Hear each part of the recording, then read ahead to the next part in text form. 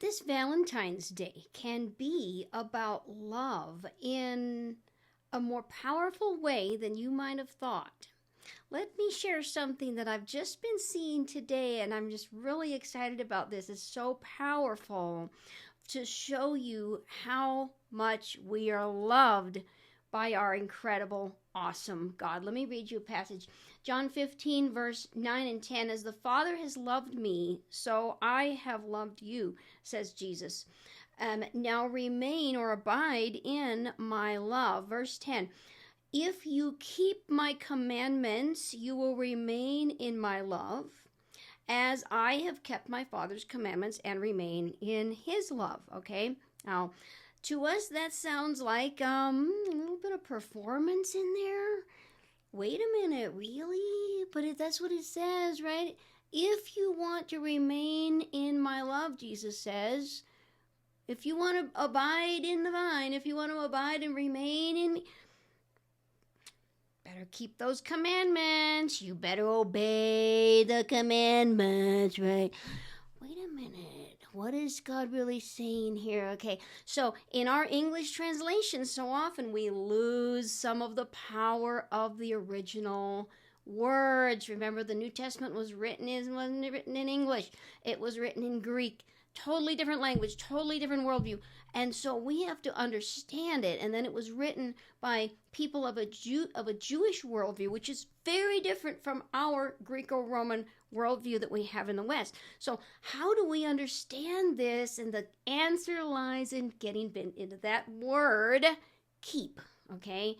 That word keep. It's a very rich word. Now, so if we look at that word in the Greek, it is teresete, okay? I don't know if I got that pronunciation quite right, but it's from the root word tereo, okay? To keep, as is translated here, keep my commandments, okay? Now that actually comes right out of if you go and look at the Hebrew equivalent of that word, the Hebrew equivalent is shamer. The first time we see shamer used is a big clue to the meaning here. Okay, let's see if you get this, okay?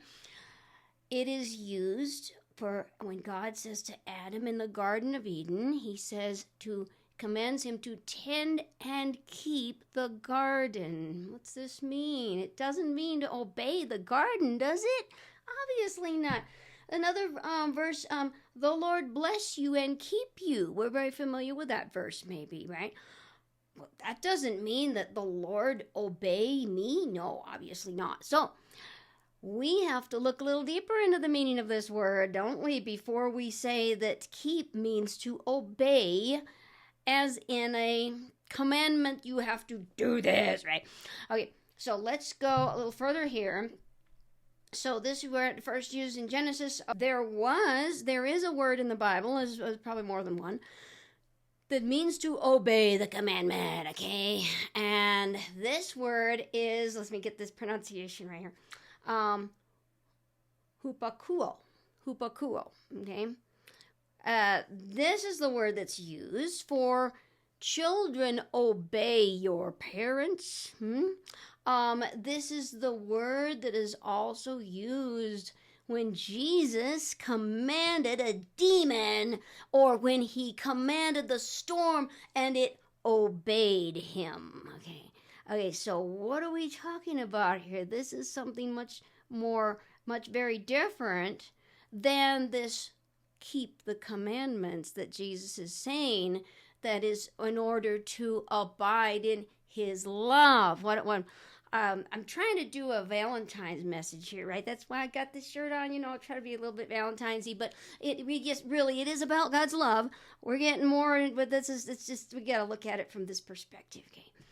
So, definitely obeying as a child obeys their parents, or as a demonic thing has to submit to the power and the authority of Jesus and you, by the way. Okay, that's all very important. Now, let's look at this, okay? What did Jesus really mean? Are we supposed to be obeying as in this, as in a child is supposed to do his homework, right? And he wants to look at the video games instead. And mom or dad says, hey, turn off the TV, get over there and do your homework. That's not what the way Jesus is speaking to us in this passage. If you want to abide in my love in the vine, is this what he means? That, okay, you have to keep the commandments in this context? No. What about a person getting up and going to work because they have to provide for their family, and they're obeying in this way, right? They're doing what they have to do. It's not what we're talking about here. Not what Jesus intends in order to abide in his love. There's something different, okay? We're not talking about this childish, subservient kind of, I have to do this in order to be a Christian. Okay, so what about a man turning his eyes away from pornography because, well, it's the right thing, that I shouldn't be doing this, but his heart still wants it, right? Or a young person, well, I'm a Christian, I really shouldn't, have sex out of marriage and all, but I really kind of want to. Not that way. Okay, that's the subservient kind. That's the servant kind of, okay, you have to do this because of this. That's not what the kind of love, that's not the kind of keeping we're talking about here. So we don't say, because I'm a Christian, well, but the Bible tells me so, okay, I have to do this. Not that. Okay, if any of these attitudes is the attitude that you're operating in, you're actually operating in a form of bondage. You're not abiding in his love, okay? If this is the struggle and the compulsion of all I have to do, you're not in his love. Because his love, what's the Bible say? Take my yoke upon you, learn of me, Jesus says. My yoke is easy, my burden is light. And so if you're abiding in his love, you're abiding in the vine, then it's not going to be this sense of I have to. Now let's look at, what does this word actually mean? This tereo word, what does it really mean? Okay, so God loves you more than to make you into a servant or a slave, okay? And where's grace in all of this, right? We know we're saved by grace, right? Okay, but grace takes us to a higher level. Let's see how that happens. And to where we are abiding, we're not struggling to be there. We're resting in that abiding. Okay, so why did Jesus say just a few passages beyond, here in the same chapter of John, he says, I do not call you servants, but I call you friends, okay? That's because he's not treating you like a child. He doesn't want to tell you, you have to do this. He doesn't want to hupakuo you, okay? Instead, he wants to tereo you. He wants to empower you into something. We're getting there, okay? Now, instead of the powerful verb tereo, it's not about rule keeping, and it's not about this obedience that I have to do this. It is not about performance. To abide in God's love, it is an invitation into ownership of his love, an invitation into ownership of his life-giving principles. And that is what we're talking about here. Now, most people lock their doors at night because you maybe there's a thief out there, but what's inside the house is very precious, right? That's your life, it's your family, maybe it's your possessions. They're precious to you, so you protect them. You want them to be safe, right? Okay, we're getting there. You have a very strong password on your bank account, don't you? Because that money's yours, and it's precious, and it's very important that it's safe, right?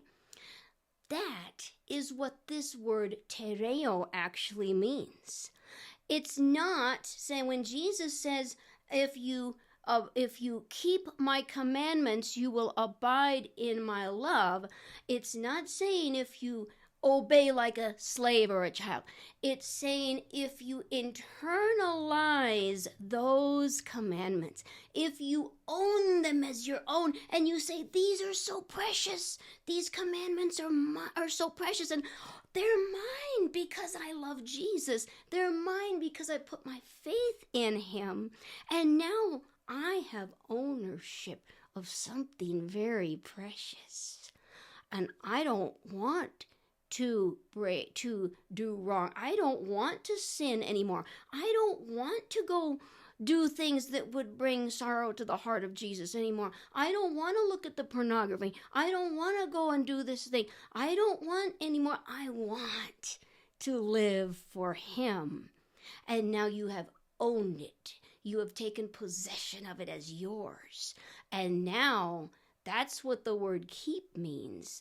It means to keep guard. It means you are keeping guard of something that is so precious. And you want it to be seen through your life, and you want others to know that precious thing as well. And that is what we're really trying to say here. So imagine when this child that was like, oh, I don't want to do my homework. One day that child realizes, hey, wait a minute. Ooh, I got to do good in school here because that's my future. I'm going to have to get a job. I want to do good here. And so that child starts to actually put effort into their schoolwork, and they don't have to be told anymore. And they're like, oh, wow, I really want to. They're taking ownership of it. That's the way we have to take ownership of the principles of God's kingdom, the commandments of Christ. And when we do that, what's happened? The law is written in our hearts. And when we do that, guess what? We are abiding in the vine. Okay. What about your workplace? And when you're no longer saying, well, man, I got to go to work, Instead, you're like, my workplace is my mission field. I can shine the light of Christ. Maybe I'm the only person somebody's going to see that gives them hope today and shows them what Jesus is like. And so you're living out those commandments of Christ in the workplace, and it becomes an opportunity. It becomes a place to shine the light and the love of the Lord. And so that's because you've now internalized the principles. His commandments have become yours, and you are keeping them because you own them. You're protecting and guarding them with joy and with passion. That's what it means. Now, when we are abiding in his love in this way, things change. You're going to start to see a transformation in your own heart, in the attitude you have, in the energy you have, in the joy that you have. Because the sap and the life of the vine, Jesus, is able to flow through you and flow out through you to a world out there that needs to see his love. Right now, Jesus is summoning you into this life-giving love relationship with himself. He's summoning you into stewardship of his kingdom, into a joyous celebration of the principles that are so life-giving that he has given to us in his word. And this is the way that you will walk into healing for yourself and for the world around you. When we truly become guardians of this life-giving culture of heaven on earth, then we are truly abiding in the vine and abiding in his love. Happy Valentine's Day.